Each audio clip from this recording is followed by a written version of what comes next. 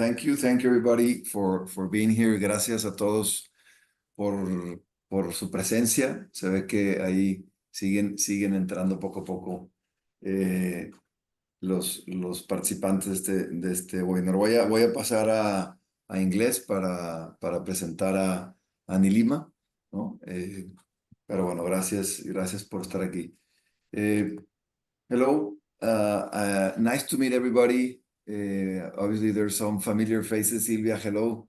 Well, first of all, I introduce myself. I don't necessarily know everybody. Hopefully, if possible, can put their camera on so we can have a much more closer interaction, if it's possible. My name is Francisco Fernandez, and I'm the Executive Director of the Conscious Enterprise Center at Tec de Monterrey. And as you know, with Conscious Capitalism Mexico chapter, we're joining for this membership. And as part of the membership, we have this event, this webinar, which we are very happy to have you here. And also, I'm very happy to present to you Nilima Bhat. You have heard and saw her bio in the invitation you received. So I'd rather do a more closer and friendlier presentation. Nilima has been for a year part of the Faculty of Excellence program that we have at Tec de Monterrey. At Tec de Monterrey, we aspire to have 100 faculty of excellence, our world-class leaders in their subjects, spread out throughout our university, with our schools, our centers. And Nilima Bhat accepted the invitation from us, and she works in two schools, with the business school through the Conscious Enterprise Center, as well as from the humanities school. And you'll get to know her much better and see why she's working with the two technological schools. Nilima has had broad experience in corporations, coaching in executive education, and also working in very important world-class corporations. She also is the founder of a Shakti movement. She'll introduce you to that much more during her conversation. She has been an incredible inspiration for us at Tech, and especially for someone like me that have also 4 daughters. Her focus around leadership and around women and the feminine side of leadership has had of great insight for us at the business school and the Conscious Enterprise Center. So I leave you now with Nilima so she can get to know you all, and thank you, Nilima, for your time. Thank you also, Marcela Pato, for organizing and making all of this a reality. Thank you, Nilima. Thank you, Paco. Thank you so much for that introduction, and welcome everybody. So nice to see all your shining, smiling faces on the screen. And I don't know where all you're calling in from, but currently I am in Monterrey. I'm at the beautiful Tec de Monterrey campus, and I have a flight to catch very soon. So I'm going to share with you my keynote on Shakti Leadership, and that'll take about 25-30 minutes. And then we will have about 15 minutes for Q&A. And I hope we'll have a rich conversation and a really meaningful time together. So I hope everyone can see my screen. I like to start with this invitation, right, which says the only win is a win-win. And another way to say this is why lead with half your power? So this is the book that I have written, Shakti Leadership, Embracing Feminine and Masculine Power in Business. I've written this book with my co-author and also a faculty of excellence at Tec de Monterrey. He's a much-loved colleague, Professor Raj Sisodia. And this book came out in 2016. That's 8 years now. And it's really had its own trajectory in the world. It offers a model of leadership that can work for all, and certainly on a very different kind of power base. So I'm hoping that I can give you a very brief but a very complete introduction to what is this model of leadership that is Shakti Leadership, and why did we even write this book together. So we have a world crisis. Many people would call it the Third World War. It's between man and the planet. And it's called the Anthropocene age, because for the first time, we have a species on the planet that is capable of impacting the evolution going on here. We're in the middle of the 6th mass extinction of species. And here's the scary part, that if the developed world wants to catch up with the developed world, 4 more Earths will be needed. This is a very scary statistic, right? That the rest of the world wants to catch up with the world with the so-called global north. But if the global south were to follow the development model of the global north, it will take 4 minutes. It basically means that countries like the USA have overconsumed the planet's resources to such an extent that there isn't enough to go around for the global south. And 2030 is the time horizon. That is why the 7 sustainable development goals need to be met by then. If we don't meet some of them, we risk actually crossing what are called planetary boundaries, and then it's a point of no return. So we literally are in the nth hour. So we have a fierce urgency of now. And we describe it as a crisis of 2 levels, right? We say the crisis that we are facing is a crisis of consciousness, which means that humanity as a species is immature. Our consciousness is simply not developed enough, which is why we've created the problems we've created. Socio-economic, political, environmental, personal, all aspects of life are as if in a crisis mode. The other way to diagnose it is it's a crisis of leadership. And that means everything that happened here is because some leader took a decision, and that decision led to what we are seeing today. This planet was on its own evolutionary track until humans came along, and leaders among humans decided to do some actions, right? So clearly our leaders have failed us, and our leadership models have failed us. So I'd like to say that the current hyper-masculine business, governance, and leadership model is inadequate.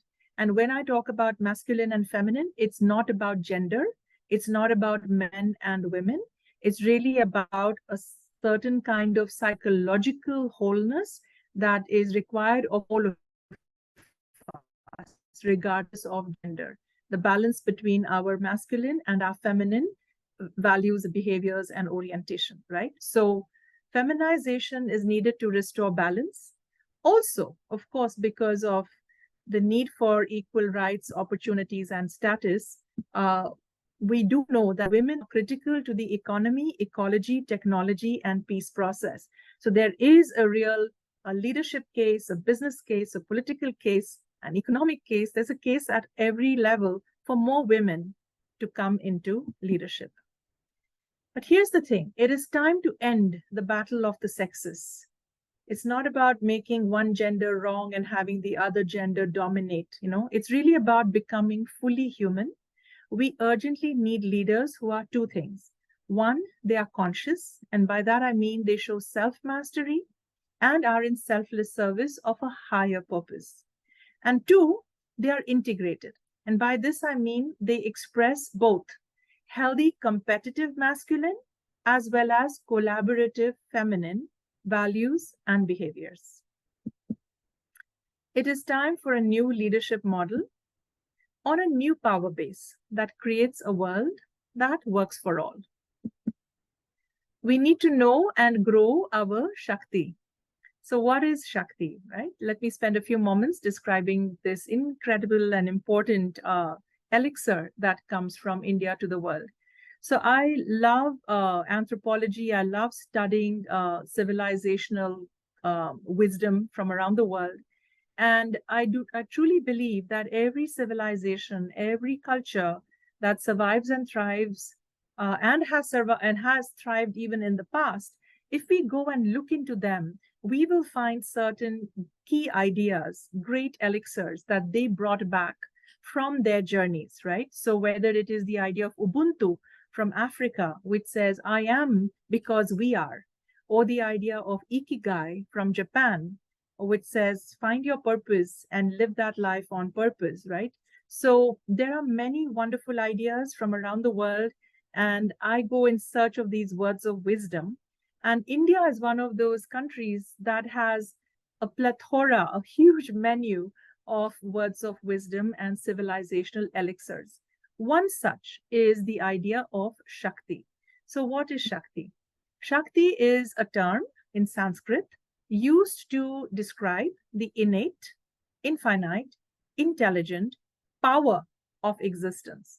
So in the Indic tradition, there is this understanding that, for example, there is a innate delight to existence, that existence is made of this bliss. It's called ananda, right? And if we know how to tap into it, we will experience the bliss that is the material and substance of existence. In the same way, there is an understanding that what makes this evolution, what makes this existence is intelligent. It is innate to the system, and there's, of course, infinite amounts of it. So how do we look for it? It's because, you look at the arc of evolution, you can see there is an intelligence to the flow, from mineral to plant to animal to human, and more to come, right? Human cannot be the last rung of evolution. Nature can't be satisfied with such a as yet incomplete and unconscious and immature creation of consciousness, right? So more is expected to actually come. And you can see there is an arc, there is a power to existence, there is an intelligence and intention to this existence, and it's built into the system, right? This power of existence, this energy, is regenerative, it is creative, and in the Indic wisdom, we call it the mother, because it is the source of all forces. It's the source of all energy, right? And this Shakti energy is what animates consciousness, it fuels evolution, and it drives all change. So this may be the vast understanding of everything is energy, everything is Shakti. But in leadership, why do we bring Shakti? Because Shakti in leadership is the power of presence, right? We're talking about conscious leadership. We want leaders to be more mindful. We want leaders to be more self-aware. As part of the whole conscious capitalism movement, and everywhere we're talking about conscious leadership. So in order to be a conscious leader, you need to practice presence. You need to practice centeredness and mindfulness and self-awareness, right? Now, presence brings you a state of equanimity, but that's not enough. You need energy to drive change as a leader, and you need conscious energy to drive conscious change. So here's the beautiful realization for those of us who know when we are present, we know it is not a dull, dead, inert state. It's a profoundly alive state, right? And we are alive and inspired. We are in touch with our source of inspirational energy. And this accompanying power that comes with a state of presence provides the creative energy to innovate conscious outcomes. This creative energy is Shakti. So as leaders, we need to drive change. We need energy. We need agency. We need capacity. We need Shakti. So let's have a quick inquiry into how do we do power. I really felt the need to write this book with Raj because I said the world needs a model for conscious leadership. It's one of the 4 tenets of conscious capitalism. The other 3 tenets will be created by conscious leaders. So let's write a book for the world. Let's offer the world a model that works for the East and the West, for all genders, North and South, a model that works for all, but based on true power. Because I could see leadership is essentially about coming into power and exercising power. And unfortunately, power has a bad rep because of that, because the kind of power leaders tend to do, whether it's in politics or in business, is a kind of dominating, controlling, ego-based, privilege-based power. That's not the kind of power we are talking about. We're talking about true power, right? So for the next few moments, I want you to really examine your personal relationship with power, right? So on the right side of the screen, you will see what is false power, and on the left side, you will see what is true power. So let's talk about false power first, right? Typically, this is what we have seen in the world, mostly in leadership, right? It's about win-lose. It's about power over. It's about making someone lose so that you can win. And it's typically the force of narrow self-interest. And it's based on gathering more privilege for yourself. You want to be more rich, more famous, more in control of more things, more people, and so on, right? So a privilege that's given to you is an external source. Here's the problem with it. It's finite because it can be taken away from you. And whatever you create with external source privilege eventually risks failing, right? Because it hasn't come from soul force. It hasn't come from life's desire for itself. It hasn't come from the innate intelligence of evolution. It's come from narrow self-interest and ego-based intention. And so I often think about, many of my uncles used to be bureaucrats in India or even in the police. And when they were in power, when they were still working, even though they were not very large, tall men, they looked larger than life because they were full of power, power that was given to them because of their position as senior bureaucrats or senior police officers. But when they retired, it was so interesting. It's like they just shriveled and became ghosts of their former selves. It's as if they had not spent their working life investing in their personal true power, their soul force, and bringing that sense of values and living from their core. They had not brought that to the world. Right? Could we please mute?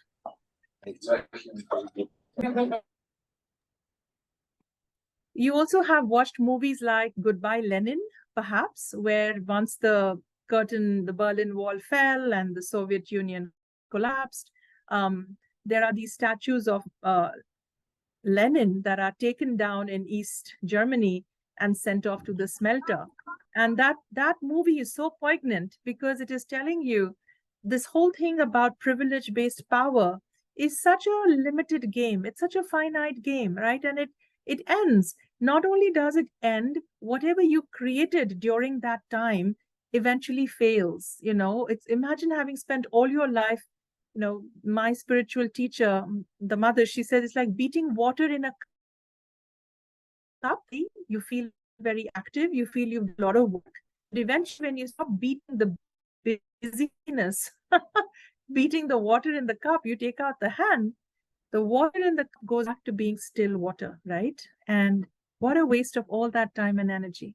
So I want us to understand our game, how we do power. What are we doing with our true power, or are we busy fighting for each other's small batteries, which get depleted very soon? Let's look at the other side of the coin. Let's look at true power, okay?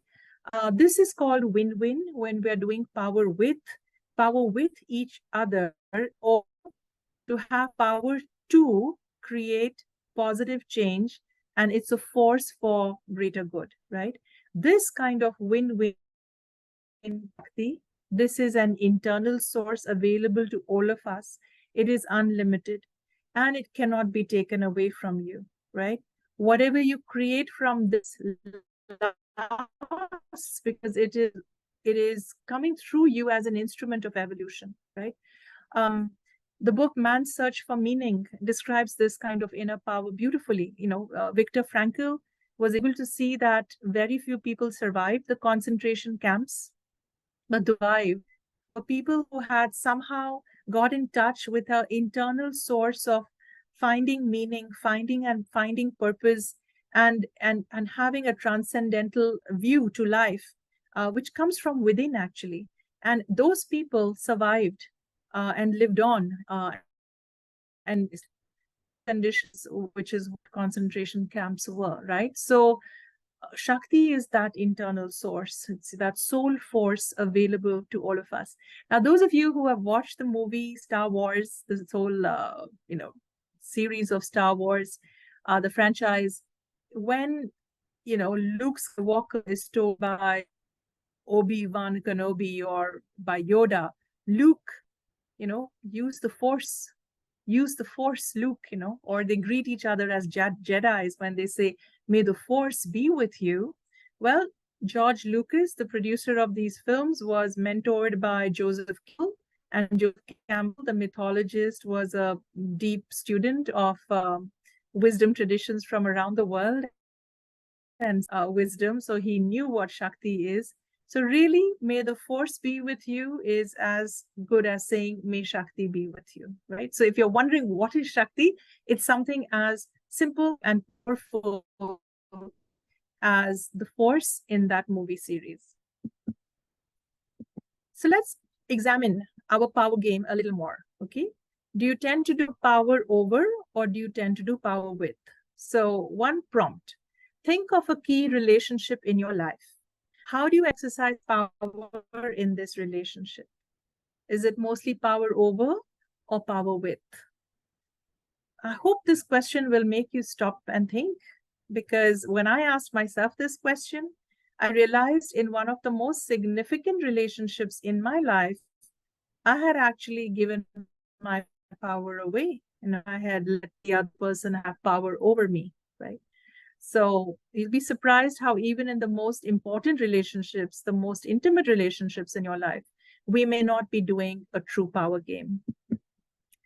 2, think of a person who models power over leadership and someone who models power with leadership, right?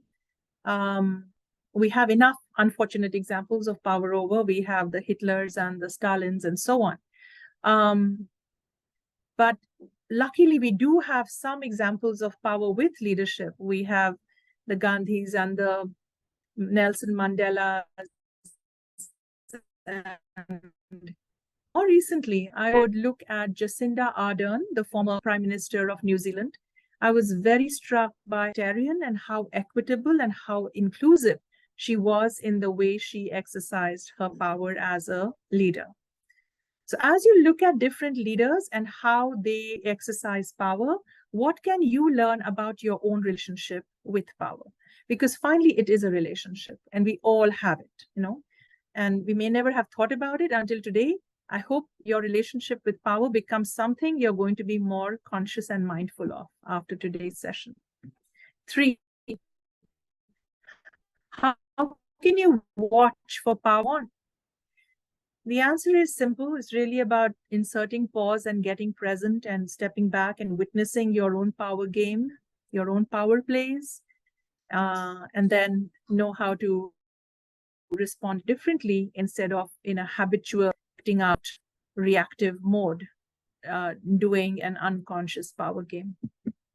Number 4, notice how and when you may be giving away your power. That too happens. Or unconsciously tend to lose it. Why do you think this happens and how can you prevent it? I've thought about this and I realize we can lose our power and give it away when we fear risking the relationship. We fear we may lose something precious if we fight someone or assert ourselves or hold on to our rightful power. We may lose love. We may lose a relationship. We may lose something that is important to us. And so we trade our power, which is really a win-lose game, and it's not a sustainable result after that. So moving into the core of today's session, here is the powerful, beautiful understanding that to come into your full power, you need to become a whole person. And on my screen, you can see there is an icon of a being who seems to have 2 sides to themselves, right? And here is a clearer picture. So from the archetypal wisdom of India, is the understanding that a conscious leader is a whole person. And in order to come into your full power, you need to bring together these two halves, right? Here is this icon of what's called the half male, half female divine. That when we become as God, when we express our full potential and we become divine creatures, we are equal parts masculine and feminine. Here is the masculine right side. It's called Shiva, which is the embodiment of consciousness, witnessing and knowing, the all-knower. And the other half, the left side, is the feminine side, which is Shakti, which is the creative energy that manifests this entire evolution and the multiplicity, right? So the two together go on to become this entire multiplicity, right? So we are all a unit of that wholeness. So we are all whole as well. We are equal parts masculine, Shiva, consciousness, and feminine, Shakti, energy. And consciousness and energy do this dance inside each of us to create a unique version that you are, right? No two things are the same in this entire universe. So each one of us is a unique combination of masculine and feminine energy, right? So what is the purpose of polarity? Why do things come in pairs? Very often you may say, for whatever reason, I only wish I were masculine. Why do I need the feminine, or vice versa? But here is the thing, polarity is not a bug. It's a feature of the design. If you did not have a horseshoe magnet, you would not create the North Pole and the South Pole, and you would not create the magnetic field between the two poles. If you did not have a magnetic field set up, you would not be able to move a wire and unlock potential energy into kinetic energy to fuel a system, right? So polarity generates creative tension. Creative tension unlocks latent energy into usable energy. So everything that exists needs energy to keep it moving. Otherwise, everything would collapse into a black hole of nothingness, right? So to keep the energy of a system going, polarity is built in. It's a necessary feature. So what does that mean in leadership, right? What are certain masculine leadership traits that need to be leveraged by each one of us in our own unique ways so that we are in our full power? This is a methodology, a framework called polarity thinking. It's developed by Barry Johnson. It's absolutely brilliant. So you create your 4 quadrants. You identify what you don't want, which is to block your Shakti. You identify what you do want, which is releasing your Shakti. And then you identify the 2 poles that you have to leverage. You need to get the best of your feminine. You need to get the best of your masculine. And the line, what's called above the line behavior, the 2 quadrants above are healthy feminine, healthy masculine, and the 2 quadrants below are unhealthy or toxic feminine, toxic masculine. So let's think about certain positive feminine qualities we need in leadership. Now, these are words given to me by an audience such as yourself. So it's not a comprehensive list. Feel free to add your own. So you can read what's there, empathy, gentleness, creativity, vulnerability, beautiful, beautiful qualities, which are all identified as feminine by an audience such as yourself. What has happened is we have lost touch with these powerful feminine qualities because of the patriarchal societies in which we have been living, which has overvalued all things male and masculine. And so we have forgotten how to express this energy. So we have fallen below the line. And what you see in the world today is toxic masculine behaviors because the balance with the feminine has been lost, right? So you see aggression and cruelty and arrogance and violence, right? You see masculine behavior, but it's unhealthy masculine behavior. It's not healthy. While I'm showing you this, let's also remember the feminine is not always perfect. The feminine, when it loses the balance with masculine, it too becomes toxic and unhealthy. It can be smothering and sentimental and unfocused and irrational, right? And feel free to add your own words here. You know this, and you'll probably recognize your own behaviors in these 4 quadrants, regardless of your gender. When you look at the healthy masculine, let's remember these are wonderful qualities. In fact, they're very much measured and rewarded in all our societies. Beautiful clarity and assertiveness and focus and direction, discipline and structure, necessary qualities to get things done, right? So the whole point now is to live through life from a place of presence in a state of flow, like an inhale and an exhale between the best of the feminine and the best of the masculine. If you don't go through life inhaling and exhaling between the best of both, you're doomed to fall below the line and you will have the worst of both. So it literally is like inhale and exhale. If you have, for whatever reason, denied one and over leveraged the other, it's like saying you are choosing to inhale instead and choosing not to exhale, right? So if someone were to say to you, you have to choose inhale or exhale, you will die, right? It's not a sustainable way of existing. In the same way, masculine and feminine is a primordial polarity of energy and behavior inside all of us, regardless of gender. And we cannot only operate on one wing and deny the other. It's like saying you're only inhaling and not exhaling. Now, if you look at all the problems in the world today, it's really this imbalance, isn't it? And if you went to a Chinese medicine doctor, he would be diagnosing your yin-yang imbalance. It's very clear. He would say to you, too much yang, not enough yin, right? Too much masculine, not enough feminine. So how do we stay above the line? How do we stay in balance? This is the genius of Barry Johnson's work. He says, find an early warning. What is a typical behavior, a bad habit you have when you fall into unhealthy feminine? Please identify one of your typical behaviors, which you now know is going to be an early warning to tell you to take action. So in my case, I notice I start becoming dependent. I start feeling the need to be taken care of by somebody, to be rescued, right? And that is my unhealthy feminine, my weak feminine.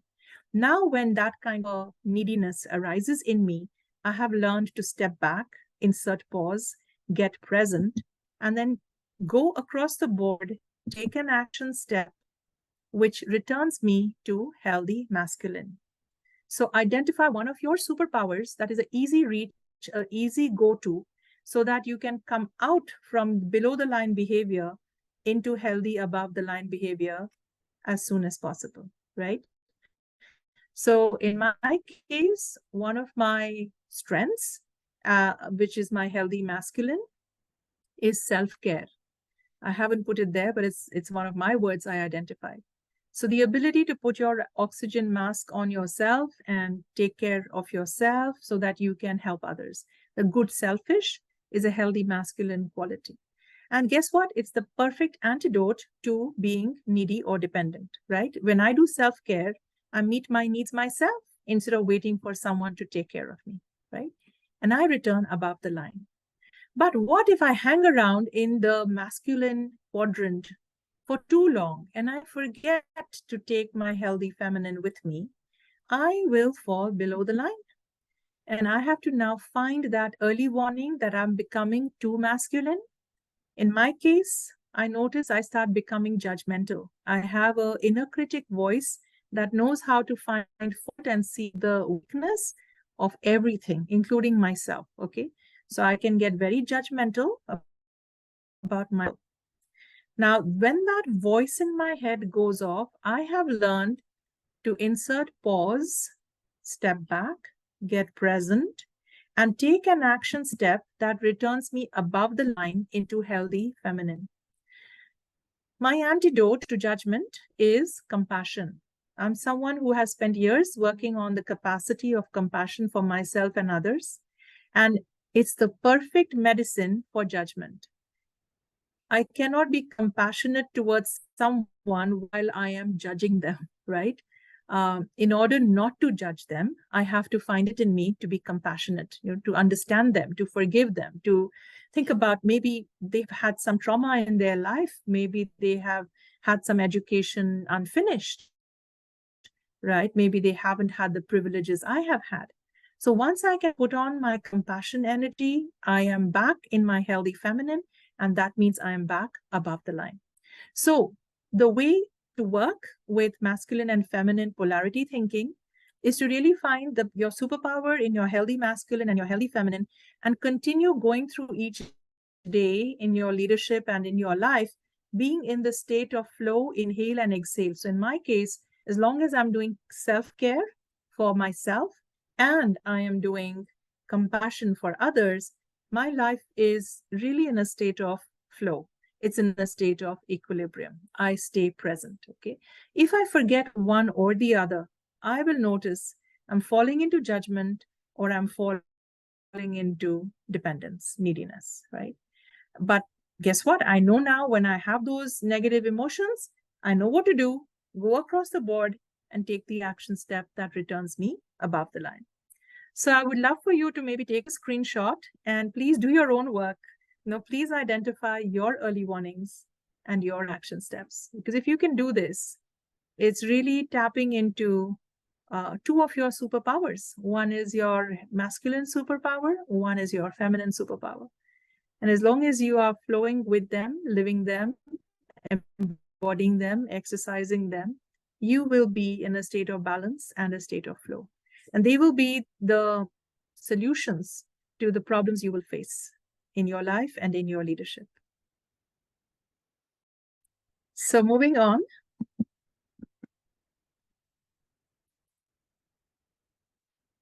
The whole thing is really about achieving the inner wedding. This is from Carl Jung, the Swiss psychologist, that we have to achieve the dance of love and power, where your heartful man is married to your mindful woman. So if you identify with the masculine or male, you have to learn to say yes. You have to open your boundaries up to vulnerability and find love, right? This is the hero in us. But the heroine in us, the feminine side of us, the female in us, has to learn to say no, create healthy boundaries to gain security and reclaim power, right?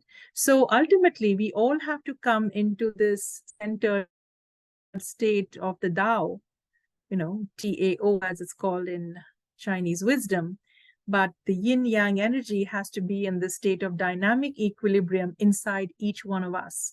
We have to make the masculine journey and we have to make the feminine journey to our wholeness. Psychological wholeness is what I call the holy family reunion. There is yet another polarity that completes us. So when Carl Jung talks about the journey to maturation requires individuating, the word is individuation. When we have to become an individuated whole person, self, it means you have to become your own parent and you have to become your own child. Now, this is the work of Eric Berne, and this is the parent-adult-child framework, right? To stand in your aware adult, in your individuated self, have access to the wise wisdom of the parent when needed, have access to the playfulness and creativity of the child when needed. And then Jung adds one more dimension to this. He says, if you are a man, you need to find your anima, your inner woman. If you are a woman, you need to find your animus, your inner man, the masculine in you, right? And in Shakti Leadership, we summarize this entire model of psychological wholeness to be a conscious leader. We say you have to become the wise fool of tough love, right? If you remember nothing else from today's keynote, I invite you to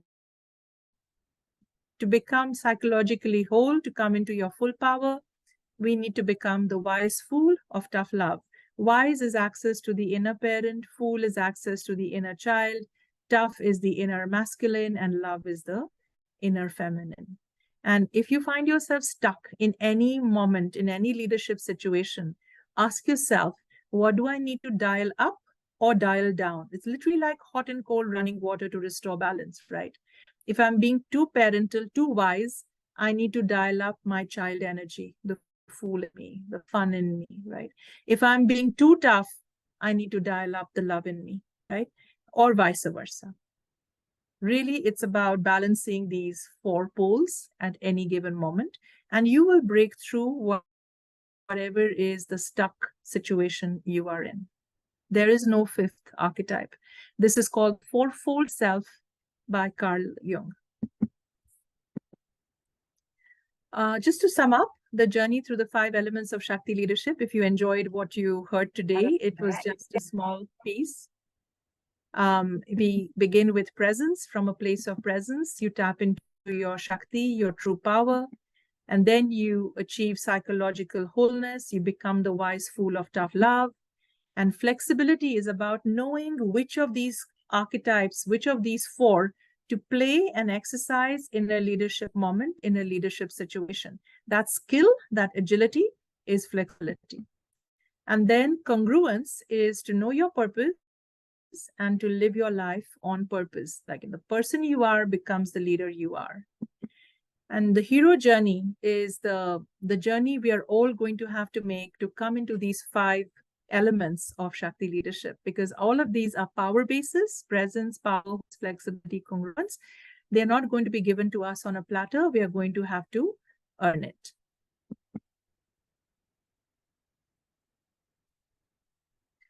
So in closing, exercise power mindfully, do win-win power with, not win-lose power over. It's about masculine and feminine power, not masculine or feminine. It's really about getting to the and overcoming the sense of or. It's never one or the other. It's you can't choose inhale or exhale. You have to be able to do both. Shakti leadership also has a bigger mission. It's time to end the battle of the sexes. It's time to restore gender relations. All of us have to become the whole man, the whole woman, the whole person, the whole leader as is relevant to each of us. Let's rise in love together instead of fall in love and make each other less in some way. So as the patriarchy is coming to an end around the world and women are rising and finding their agency and their voice, it's really time for the relationship between the genders to be refashioned, redefined, and a new dance, how we create a new dance that is truly a win-win for all. Our mission is to create 100,000 Shakti leaders by 2030 who will collaborate to create peace, prosperity, and beauty through the exchange of multiple forms of capital. So if you wish to get certified as a Shakti leader, we have a 12-week group self-study course, and I'm happy to offer it to the members of SEC for free if you sign up in the next 2 weeks. But the deal is you have to complete it in 9 months, okay? It should take you 12 weeks, but you have some leeway to complete in 9 months, because my agenda is to create Shakti leaders and have all of us working together with this format and framework to create a world that works for all. So if you wish to know more, please write to me at nilima.bhat@tech.mex if you wish to get certified as a Shakti leader. So with that, I'm going to stop share and I'm open for a few questions. We have, is it Patricio he's got his hand up, or? Thank you, Marcella. Well, Nilima, myself, Sylvia. So thank you so much. I really enjoyed your talk today.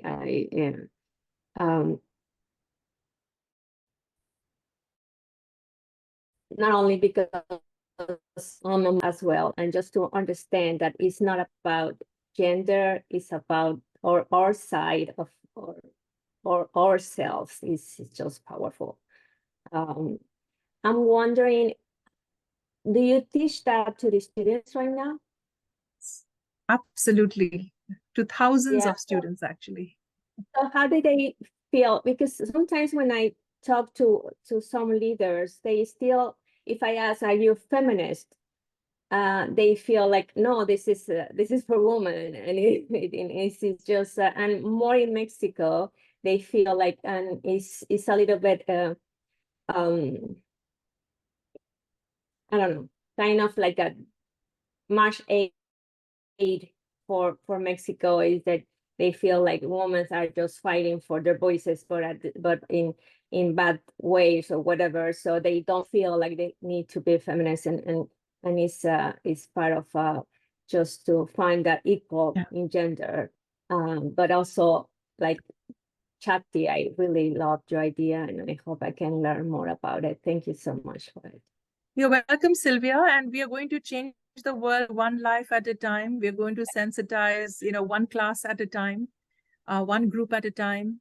And, it's really about helping people wake up and not fight. We're done fighting. I keep saying we have to end the battle of the sexes. We're all on the same team. No one's getting out of here alive.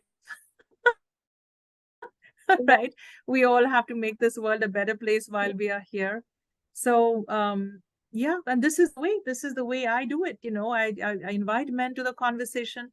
Very often in the front row of all my keynotes and conferences, people from the non-binary group, LGBTQ, there'll be lots of them sitting in the group as well. And they'll have tears in their eyes because they finally have a leadership model in which they are represented as well. Yeah. Right? I was going to tell you about that as well. I mean, all LGBTQ is just, it's arising because they need that power, feel power here. Love it. Thank you.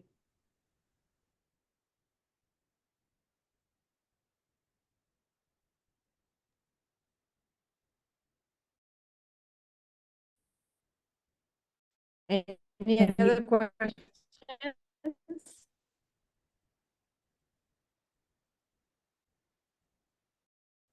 Again, we all need to work in our leadership and becoming this whole person, because we all have these warning signs. So we really need to work on that. So thank you very much for being here today.